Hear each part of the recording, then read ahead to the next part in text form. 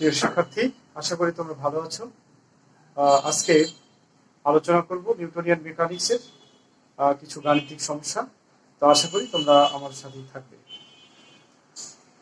সমস্যাটা দেখতে পাচ্ছ, এখানে যে প্রবলেমটা দেখেছি সেটা হলো 10 গ্রাম ভরের একটি বুলেট 300 মিটার পার সেকেন্ড বেগে এক টুকরা কাঠের মধ্যে 4.5 সেন্টিমিটার প্রবেশ করে থেমে গেল। বাধা দানকারী বলের মান নির্ণয় করো। 1 নম্বর প্রশ্ন। 2 নম্বর প্রশ্ন, ওই দূরত্ব যেতে বুলেটটি কত সময় লেগেছে? তাহলে তোমাকে এখানে বলছে যে 10 গ্রাম ভরের একটি বুলেট 300 মিটার পার সেকেন্ড বেগে এক টুকরো কাঠের মধ্যে 4.5 সেন্টিমিটার প্রবেশ করে থেমে যায়। তাহলে আমরা একটা কাজ করি, প্রথমেই যে একটা কাঠ চিন্তা করে নিই। এটা আমরা ধরে নিই যে এটা একটা কাঠের টুকরা, এটা একটা কাঠের টুকরা। তো এটাকে আমি ধরে নিই এটা একটা বুলেট, এটা একটা বুলেট। তাহলে এই বুলেট কাঠের টুকরা ভেদ করে যাবে। তাহলে এই শুরুতে বলছে বুলেট 300 মিটার পার সেকেন্ড বেগে যাচ্ছে। তাহলে এই 300 মিটার পার সেকেন্ড কি বলতো? বুলেটের আদি বেগ। ঠিক আছে, তাহলে বুলেটের আদি বেগ ইউ ইকুয়াল টু আমরা লিখতে পারি 300 মিটার পার সেকেন্ড। তাহলে বুলেটের আদি বেগ কি বলতো? 300 মিটার পার সেকেন্ড। আচ্ছা, এরপর এক টুকরো কাঠের মধ্যে 4.5 সেন্টিমিটার প্রবেশ করে থেমে গেল। তাহলে দেখো 4.5 সেন্টিমিটার প্রবেশ করেছে, দ্যাট মিন্স বুলেটটা যে দূরত্ব অতিক্রম করেছে সেটার মান হলো 4.5 সেন্টিমিটার। ওকে, তাহলে এই বুলেটটা ধরে নাও যে 4.5 সেন্টিমিটার প্রবেশ করেছে। ঠিক 4.5 সেন্টিমিটার আমি ধরে নিলাম, এই পর্যন্ত হলো 4.5 সেন্টিমিটার, এটা অতিক্রান্ত দূরত্ব। S equal to 4.5 centimetre. এটাকে মিটার নিয়ে যেতে হবে, যে 4.5 into 10 to the power -2 metre. 4.5 centimetre অতিক্রম করার পর থেমে গেছে। তাহলে থেমে যাওয়া শব্দের অর্থ কি বলো? প্রবেশ করে থেমে যায়। থেমে যাওয়া অর্থ কি? থেমে যাওয়া অর্থ হলো শেষ বেগ 0। তাহলে থেমে যাওয়া অর্থ শেষ বেগ 0। আমরা এখানে লিখলাম থেমে যাওয়া অর্থ কি? শেষ বেগ 0। এখন প্রশ্ন করছে যে বাধাদানকারী বলের মান নির্ণয় করো। তাহলে তোমাকে F বের করতে হবে, অর্থাৎ এই বুলেটটাকে, এই কাঠ কত বলে বাধা দিয়েছিল সেই বাধা বলের মানটা তোমাকে বের করতে হবে। তাহলে আমরা যদি বাধা বলের মান বের করতে চাই, তো এখানে যে প্রদত্ত যে ডাটাগুলো আছে সেই ডাটাগুলো আমি আরেকবার দেখি। বুলেটের আদিবেগ দেওয়া আছে 300 মিটার পার সেকেন্ড। বুলেট যে দূরত্ব অতিক্রম করে সেটা হলো S 4.5 into 10 to the power -2 metre, এবং বুলেট 4.5 সেন্টিমিটার দূরত্ব অতিক্রম করার পর বুলেটের বেগ 0 হয়ে যায়, অর্থাৎ বেগ বুলেট থেমে যায়, এই জন্য বেগ কি হয়ে যায়? 0 হয়ে যায়। তাহলে এখানে এই বুলেটটা যে ত্বরণ নিয়ে চলছিল, অর্থাৎ ত্বরণ বলতে আমরা এখানে বুঝতে পারছি যে ঋণাত্মক ত্বরণ, অর্থাৎ বেগের মান যেহেতু ধীরে ধীরে কমে যাচ্ছে, তার মানে এখানে কি হচ্ছিল বলতো? মন্দন হচ্ছিল, তাই না? এই মন্দনটা আমাদেরকে কি করতে হবে? বের করতে হবে। কেন? কারণ যেহেতু বলেছে বাধাদানকারী বলের মান বের করতে। বলের সূত্র থেকে আমরা কি জানি? আমরা জানি F is equal to ma। তো এই সমীকরণ থেকে আমাদের কি বাধাদানকারী বল বের করতে হবে। তো আমি এখানে দেখো, বাধাদানকারী বল বের করতে গেলে m এর মান আমাদের জানা আছে 10 গ্রাম, ঠিক আছে, কিন্তু এর মানটা জানা নেই। তাহলে এর মানটা আমাকে কি করতে হবে? বের করে নিতে হবে। কিভাবে বের করব? আমাদের জানা ইকুয়েশন আছে, গতির সমীকরণ থেকে আমরা জানি, গতির যে সমীকরণগুলো ছিল তার মধ্যে v স্কয়ার সমান u square plus toys a s, আমরা এই সমীকরণটা জানি। তো এই সমীকরণে যদি v এর মান বসিয়ে দিই, v এর মান কি? 0। u এর মান কত? 300 square plus 2 into a into s, s এর মান কত? 4.5 into 10 to the power -2।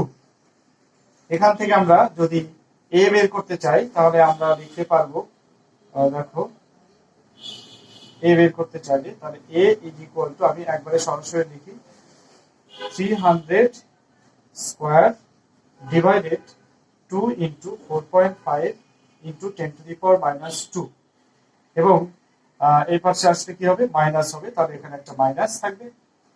Is equal to, আমরা এখানে লিখতেছি 2 into 4.5 into 4.5 exponential minus 2, okay, inverse into 300 square, 1 into 10 to the power 6, আমরা লিখতে পারি এটা 1 into 10 to the power 6 metre per second square. That means এটা কি নেগেটিভ মান। নেগেটিভ মান কেন আসলো বলো তো? নেগেটিভ মান আসার অর্থ হলো বুলেট যখন কাঠের মধ্যে প্রবেশ করতেছে ধীরে ধীরে বেগের মানটা কমে যাচ্ছে। বেগের মান কমে যাওয়ার কারণে আমরা এখানে কোন মান পেয়েছি? এই বেগের মানটা, ত্বরণের মানটা কি পেয়েছি? নেগেটিভ। দ্যাট মিন্স এখানে বেগের মান কমে যাচ্ছিল, এজন্য এখানে কি হচ্ছিল? মন্দন হচ্ছে। ঠিক আছে, এজন্য মন্দন। তাহলে এখন আমরা কি 1 নম্বর সমীকরণে যদি এই মন্দন এর মানটা আমরা যদি ব্যবহার করি তাহলে কিন্তু প্রবলেমটা সলভ হয়ে যায়। তাহলে দেখো 1 নম্বর সমীকরণে এই বেগের মানটা, ত্বরণের মানটা বসে দাও। 1 নম্বর সমীকরণ F equal to m, আমি এখানেই কাজটা করব। বাধাদানকারী বল যদি বের করি তাহলে F equal to m, তাহলে m এর মান 10 গ্রাম, 10 into 10 to the power minus 3 KG. That means গ্রামকে আমাদের কি করতে হবে? কেজি করতে হবে, তাই না? m equal to 10 gram, 10 divided কত? 1000। এটাকে লিখতে পারি 10 into 10 to the power minus 3 KG. Okay, m into a, এর মান কত পেলাম আমরা? Minus 1 into 10 to the power 6। That means আমরা কত লিখতে পারি? দেখো 1 into 10 to the power 6, 1 into 10 to the power 6 into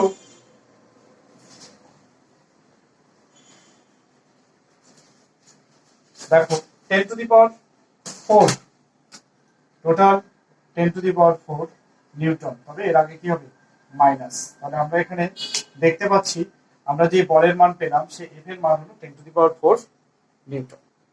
ঠিক আছে, এই বলটাই হলো বাধাদানকারী বল। কেন? আমরা কিভাবে বুঝতে পারছি? এই নেগেটিভ মান আসার কারণে আমরা বুঝতে পারছি এই বলটা কি বাধাদানকারী বল। ওকে, তাহলে বাধাদানকারী বলের মান কত হবে? 10 to the power 4 নিউটন। তাহলে আমরা লিখবো অতএব বাধাদানকারী বল, অতএব বাধাদানকারী বলের মান 10 to the power 4। আচ্ছা, আমরা পরের অংশে যেতে, 2 নম্বরে যেতে চাই। এখানে বলছে যে ওই দূরত্ব যেতে বুলেটটির কত সময় লেগেছে। তাহলে ওই দূরত্ব যাওয়ার জন্য সাধারণত কত অ্যাক্সেলারেশন নিয়েছিল বা কত মন্দন নিয়েছিল বলতো? সাধারণত a অর্থাৎ minus 1 into 10 to the power 6 metre per second square, এই অ্যাক্সেলারেশনে কিন্তু কি বুলেটটা চলছিল। তার মানে এই মন্দন নিয়ে কিন্তু সে ওই দূরত্বটা অতিক্রম করবে। তাহলে এই দূরত্ব অতিক্রমের জন্য আমরা কোন সমীকরণ ব্যবহার করতে পারি?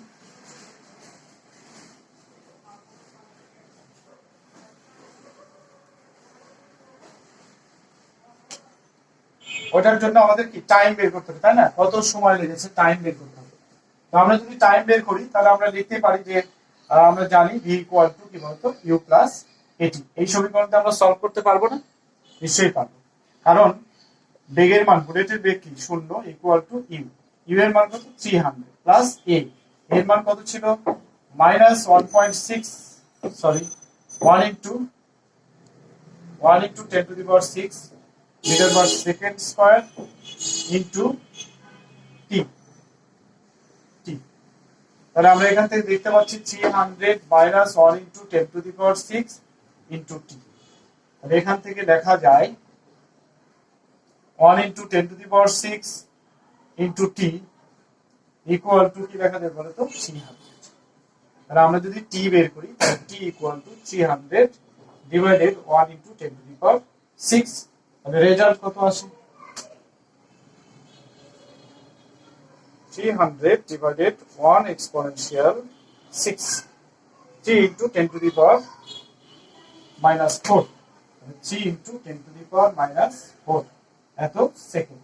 তাহলে আশা করি দেখো t equal to 3 into 10 to the power minus 4 second, এত সময় সাধারণত বুলেটটা এই দূরত্ব অতিক্রম করতে লেগেছিল। তাহলে আশা করি তোমরা বুঝতে পেরেছো প্রবলেমটা কি। আমরা এখন নেক্সট আরেকটা সমস্যা সলভ করতে যাব। তোমরা সাথে থাকো।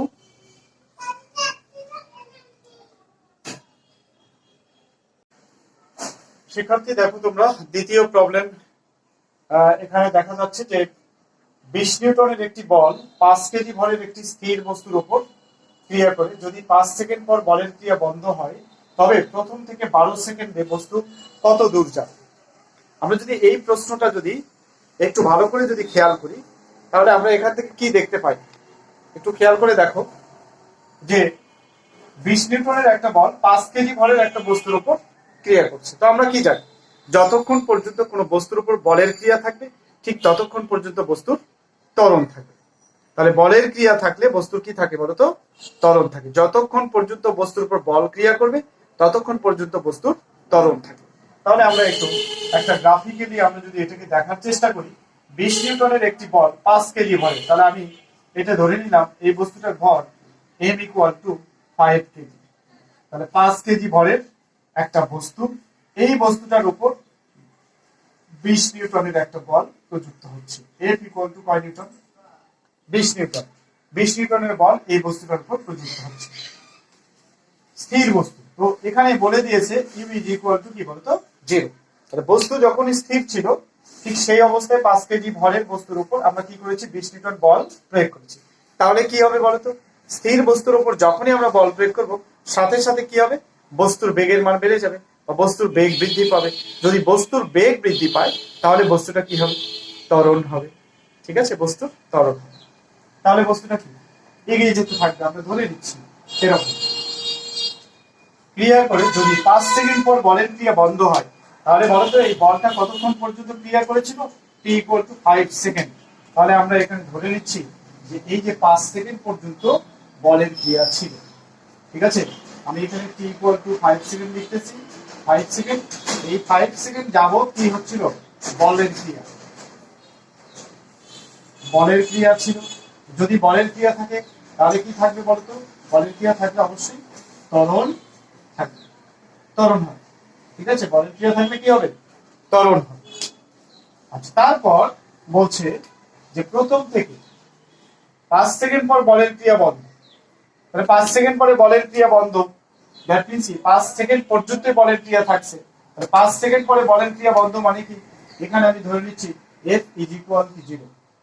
F যদি 0 হয়ে যায় তখন F 0 হওয়া মাত্রই কি এখানে গিয়ে কি দেখা যাবে বলতো, অ্যাক্সেলারেশন, ত্বরণ কিন্তু কি হয়ে যাবে বলতো, A = কি হয়ে যাবে, 0 হয়ে যাবে। A যদি 0 হয় বা ত্বরণ যদি 0 হয় তাহলে বস্তুটা কিভাবে চলবে, একটা সমবেগ নিয়ে চলবে, রাইট। তাহলে একটা সমবেগ নিয়ে চলবে।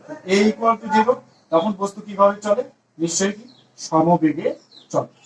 হ্যাঁ, তো সমবেগে ধরো চলতেছে, চলতে চলতে কয় সেকেন্ড চলবে, এখানে প্রথমে ছিল 5 সেকেন্ড, আমি এটাকে ধরলাম t1 5 সেকেন্ড, তাহলে মোট আছে 12 সেকেন্ড। প্রথম থেকে 12 সেকেন্ড, এটা যদি 5 সেকেন্ড হয় তাহলে নিশ্চয়ই এখানে যে t2 আমি ধরে নিতে পারি কি 7 সেকেন্ড। তাহলে 7 সেকেন্ড বস্তুটা কিভাবে চলে, সমবেগে চলে। ধরে নিচ্ছি এই সমবেগে এই পর্যন্ত চলে আসছে বস্তুটা, 7 সেকেন্ড সমবেগে চলে। তো প্রশ্ন এসে যেতে পারে যে আসলে কত সমবেগে চলে, তাই না, প্রশ্ন আসতেই পারে যে এখানে আসলে কত সমবেগে চলে। তো এই সমবেগটা কি আমরা এখান থেকে এটা কিন্তু পেতে পারি যে কত সমবেগে চলে, এটা আমরা এখানে বের করতে পারি। তো আমরা শুরুতেই এখান থেকে এই প্রবলেমটা সলভের জন্য আমাকে যা করতে হবে সেটা দূরত্ব বের করতে হবে।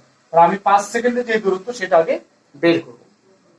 তাহলে এখন বলো 5 সেকেন্ডের দূরত্ব বের করতে গেলে আমার জানতে হবে কি, অ্যাক্সেলারেশন জানতে হবে, নাহলে কিন্তু দূরত্ব বের করতে পারবো। হ্যাঁ, তাহলে কিভাবে, আমরা জানি যে আমি যদি বলি যে এখানে 5 সেকেন্ড অতিক্রান্ত দূরত্ব বের করবো, যেমন দূরত্ব বের করার সূত্র কি আছে, s = u + v / 2 × t, এটা একটা দূরত্ব বের করার জন্য সমীকরণ। তো এটা দিয়ে কি আমরা করতে পারবো এই মুহূর্তে, বলো তো। এখানে t এর মান জানা আছে, t এর মান জানি, u জানি, বাট কিন্তু কি জানি না, v আমরা কিন্তু জানি না।